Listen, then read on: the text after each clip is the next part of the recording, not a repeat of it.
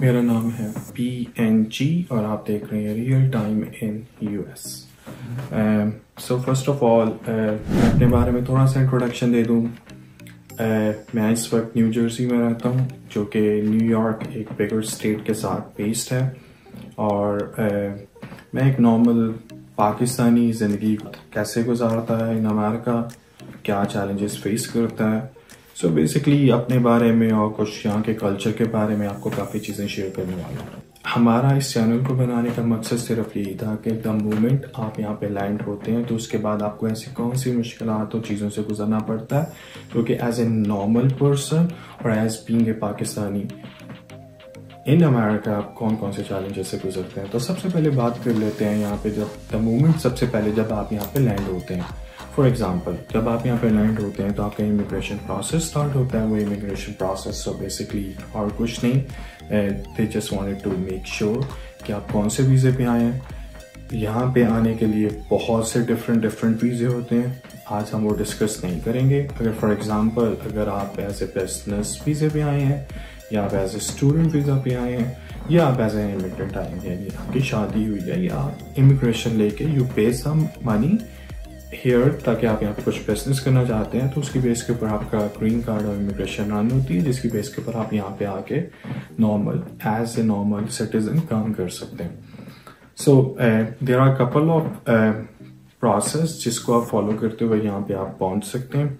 The moment you land in, तो आपका थोड़ा बहुत इंटरव्यू रहता है। सबसे पहली दफ़ा थोड़ा बहुत क्वेश्चन आंसर ज़्यादा पूछते हैं, उनको जस्ट ये मेक श्योर करना होता है जो भी बंदा यहाँ पे एंटर हो रहा है, ताकि वो जिस काम के लिए आ रहा है वो वही पर्पस के लिए रह रहा है। मतलब अगर आप ऐसे वीज़े पे आ रहे हैं जिसपे आपको काम अलाउ नहीं होता, तो थोड़ा बहुत वो ज़्यादा पूछने की कोशिश करते हैं टू मेक श्योर कि आप जेन्युइनली यहाँ पे रहने वाले हैं और वो काम मतलब नॉर्मल काम नहीं करेंगे जैसे लोग को अलाउ होता है। जब आप यहाँ पे इमिग्रेशन से क्रॉस करते हैं तो आप नेक्स्ट होता है survival. That's about the topic of our whole channel. हम यहाँ पे सर्वाइव कैसे करते हैं। सो बहुत सी चीज़ें सर्वाइवल के अंदर आ जाती हैं, जैसे आप यहाँ पे मल्टी कल्चरल लोग रहते हैं। स्पेनिश यहाँ की ऑफिशियल लैंग्वेज है इंग्लिश के बाद। सो अगर यहाँ पे आपको रहना है तो आपको स्पेनिश स्कूल में सिखाई जाती है, पढ़ाई जाती है। और यहाँ पे मोस्टली जब आप जॉब्स पे भी अप्लाई करते हैं तो वो कोशिश करते हैं कि अगर आपको स्पेनिश आती है तो there is a good recommendation आपको मिल जाती है अब जॉब करने के लिए। फूड एंड कुजीन के बारे में अगर बात करें तो फूड तो पूछे ना, हर किस्म का फूड यहाँ पे मिलेगा। डिपेंड करता है आप किस एरिया में रहते हैं। अगर आप थोड़ा सपोर्ट में रहते हैं तो शायद वहाँ पे पर्टिकुलर फूड जो आप पसंद करते हैं अपने कल्चर के अकॉर्डिंगली वो ना मिले, आपको थोड़ा बहुत ट्रैवल करके जाना पड़े, क्योंकि अमेरिका के अंदर मेट्रोपॉलिटन सिटीज़ के अलावा आपको अपनी पब्लिक ट्रांसपोर्ट रखनी पड़ती है। उसके लिए हर बंदे के पास नॉर्मली गाड़ी होती है या कुछ ऐसा व्हीकल होता है जिसके लिए वो नॉर्मल ज़िंदगी के लिए अपनी चीज़ें यूज़ करने के लिए तो वो व्हीकल और मतलब यू शुड आपके पास होना चाहिए कुछ अपना ऐसा कि एक जगह से दूसरी जगह आपने ट्रैवल करना है। अगर आप मेजर सिटीज़ में नहीं रहते, मेट्रोपॉलिटन सिटीज़ जो बड़े सिटीज़ होते हैं उधर काफ़ी रश रहता है। सो ट्रैफिक को कम करने के लिए नॉर्मली वहाँ पे अप्रिशिएट किया जाता है कि लोग अपनी पर्सनल गाड़ियाँ ना रखें, जिसमें वो इंश्योरेंस और बाकी चीज़ें जो हम आने वाले वक्त में डिस्कस करेंगे इन डिटेल। अगर फूड के साथ साथ बात करें, लैंग्वेज मैंने आपको बताई इंग्लिश और ऑफिशियल लैंग्वेज स्पेनिश स्कूल्स में पढ़ाई जाती है, सिखाई जाती है। जॉब्स पे अप्लाई करना होता है, there is a proper column there, ताकि वो अगर आपको स्पेनिश आती है तो there is a very good chance कि आपको जॉब मिले आपको। रिलीजन की बात करें, everyone is open to express the religion here. Hindu, मुसलमान, पाकिस्तानी, बांग्लादेशी, आप किसी कम्युनिटी से भी हैं, you are open to have any religion और ओपनली आप एक्सप्रेस कर सकते हैं इधर। क्रिश्चियनिटीज़ ऐसे लोग बहुत से कल्चर हैं, तो डेफिनेटली बहुत से यहाँ पे रिलीजन भी हैं और डिफरेंट कौमें और डिफरेंट लोग जो डिफरेंट इलाकों से आए हुए हैं बेस्ड हम अपने रिलीजन के साथ आते हैं और उसको वो ओपनली दे नॉर्मली अगर एज ए बीइंग मुस्लिम हम बाहर जाते हैं तो हम नॉर्मली मस्जिद में नमाज पढ़ते हैं, और अगर आप एज ए हिंदू हैं या क्रिश्चियन हैं तो आप अपनी जगह पे जाके प्रे करते हैं।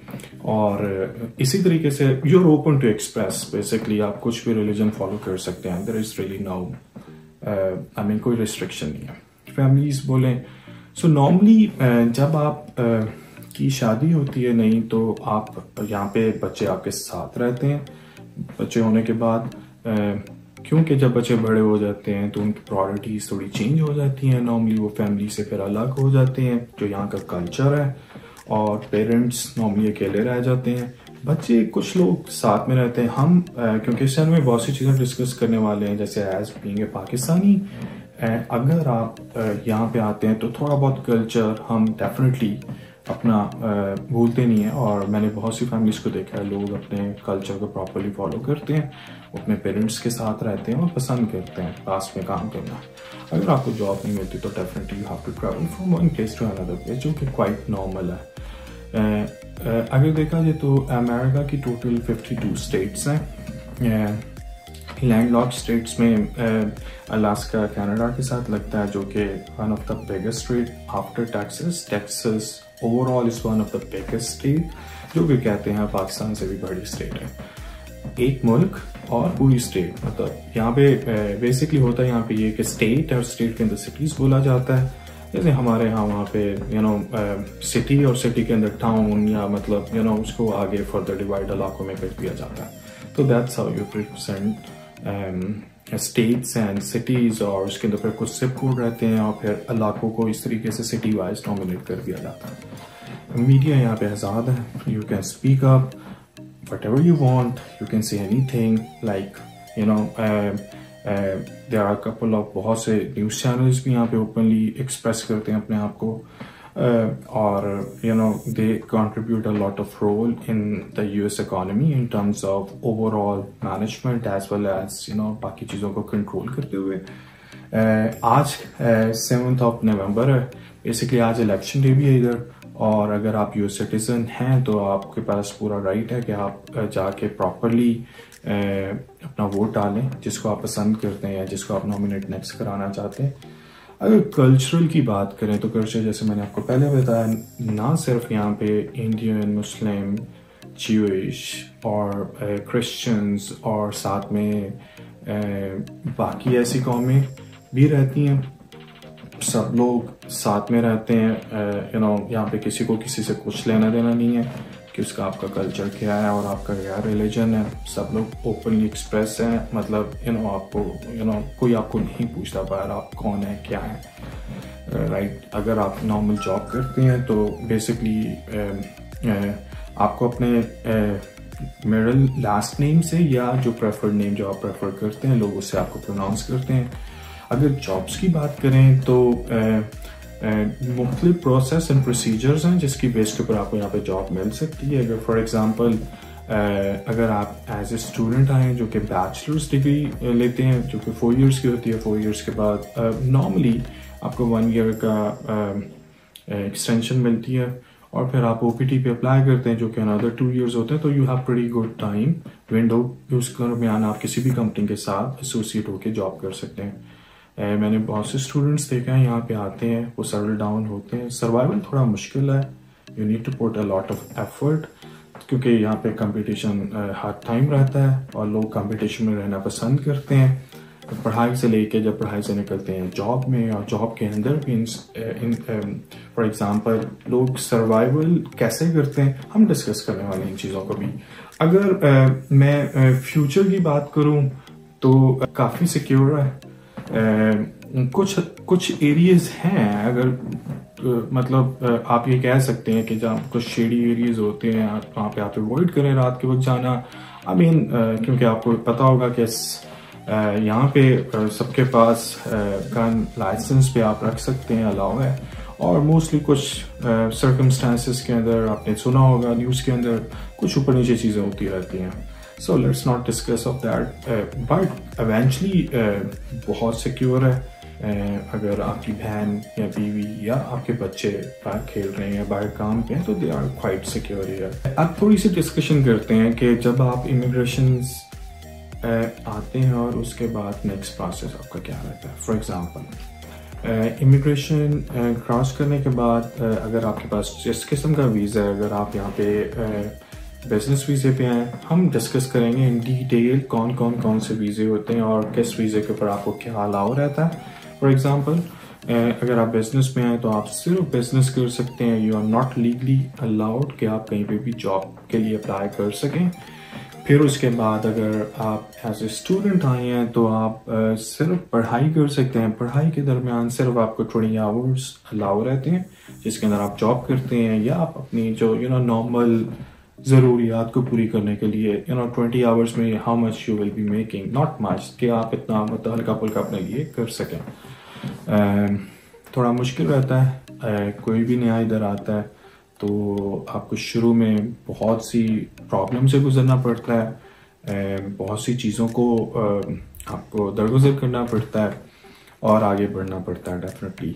फिर अगर आप स्टूडेंट रहते हैं फॉर एग्जांपल, थोड़ा सा इस चीज़ को देख लेते हैं, मतलब स्टूडेंट के लिए कैसी ऐसी क्या हार्डशिप रहती हैं और किस तरीके से अगर एज ए नॉर्मल पर्सन कोई भी इधर आना चाहता है, ईजीएस्ट एंड अच्छा तरीका यही है कि आप इधर इफ़ यू कैन अफोर्ड और डेफिनेटली आप अप्लाई करें प्रॉपर यूनिवर्सिटी एंड कॉलेजेस के अंदर अगर वो अप्रूवल देते हैं। कुछ कॉलेज यूनिवर्सिटी आइल्स एंड यहाँ पे कुछ other English courses language required करते हैं, वो आप पूरी करें उनकी requirement, you pay the fees और यहाँ की अमेरिकन गवर्नमेंट आपको वीज़ा इशू कर देती है। सो टेक्निकली जब आपको visa as a student issue होता है तो तब सिर्फ और सिर्फ आपको पढ़ाई ही करना अलाउ रहता है। हाँ, अगर आपके पास छुट्टियाँ होती हैं तो डेफिनेटली उन सर्कमस्टांसिस के अंदर you can work full time, allow रहता है कि आप किसी भी जगह 40 आवर्स फुल टाइम मतलब मंडे टू फ्राइडे काम कर सकते हैं या ओवर द वीकेंड कुछ सिनेरियो के अंदर। स्टडीज़ अगर देखा जाए किस किस्म की यहाँ पे एजुकेशन है, I mean there are a lot of universities, बहुत सी आईवी यूनिवर्सिटीज़ हैं और नॉर्मल यूनिवर्सिटीज़ हैं, कॉलेजेस हैं जो कि तकरीबन हर किस्म का कोर्स पढ़ाते हैं। हम ये चीज़ तो नहीं डिस्कस करने वाले कि आपको क्या आगे करना चाहिए। डेफिनेटली जो आपका दिल करता है, जो आपको अपने लिए बेहतर लगता है, आप उसके अंदर अप्लाई करें और अगर आप सारे प्रोसेस और प्रोसीजर्स को फॉलो करते हैं तो डेफिनेटली आपको वीज़ा मिल जाता है। प्रॉब्लम यहाँ पे पहुँच के अगर आपने सिर्फ स्टडी करना है तो ठीक है, फिर तो इट्स वेरी क्वाइट ऑब्वियस, आप आएंगे स्टडी करेंगे और आप अपने ईयर्स पूरे करेंगे। अगर आपको जॉब करनी है तो आप OPT F1 के बाद कर लेंगे जॉब, 2-3 साल भी अलाउ होता है। और अगर आपको वहाँ पे स्टे करना है, जो कि नॉर्मली सर्कमस्टांसिस में ऐसे ही होता है, आपका दिल होता है कि आप यहाँ पे थोड़ी देर रुकें और मतलब आपने इतने पैसे स्पेंड किए होते हैं अपनी पढ़ाई के ऊपर, तो आप थोड़ा बहुत पैसे बनाएं और अपने आप को पर्सनली ग्रोथ में भी लेके आएँ। अगर जॉब्स देखी जाए तो यहाँ पे हर किस्म की जॉब्स रहती हैं। स्टूडेंट्स थोड़ा सा शुरू के अंदर ज़रा ऑड जॉब्स करते हैं, ऑड जॉब्स के अंदर they can either work in any takeaway और पिज़्ज़ा शॉप और मोस्टली मैकडोनल्ड्स और सबवे, जहाँ पे उनको थोड़े बहुत मिनिमम वेज के अकॉर्डिंगली आपको वेज मिलती है, जो कि काफ़ी मुश्किल सर्वाइवल रहता है। फिर उसके साथ साथ आप यू वर्क हार्ड और आपको 20 घंटे काम भी करना पड़ता है, अपनी पढ़ाई को भी मैनेज करना पड़ता है। और जब आप एज ए बैचलर्स आते हैं तो कुछ लोगों को तो इंग्लिश का इतना प्रॉब्लम नहीं रहता है, बट अगर आप वो लैंग्वेज कल्चर क्योंकि चेंज हो जाता है, बहुत सी चीज़ें नई चीज़ें सीखने को मिलती हैं, देखने को मिलती हैं, तो उसके लिए थोड़ा सा टफ ज़रूर हो जाता है, मैं ऐसे बोलूँगा। जब क्योंकि पढ़ाई जिस तरीके से हम एज बीइंग ए पाकिस्तानी हम वहाँ पे देखते हैं, थोड़ा यहाँ पे कल्चर थोड़ा सा डिफरेंट आप कह सकते हैं।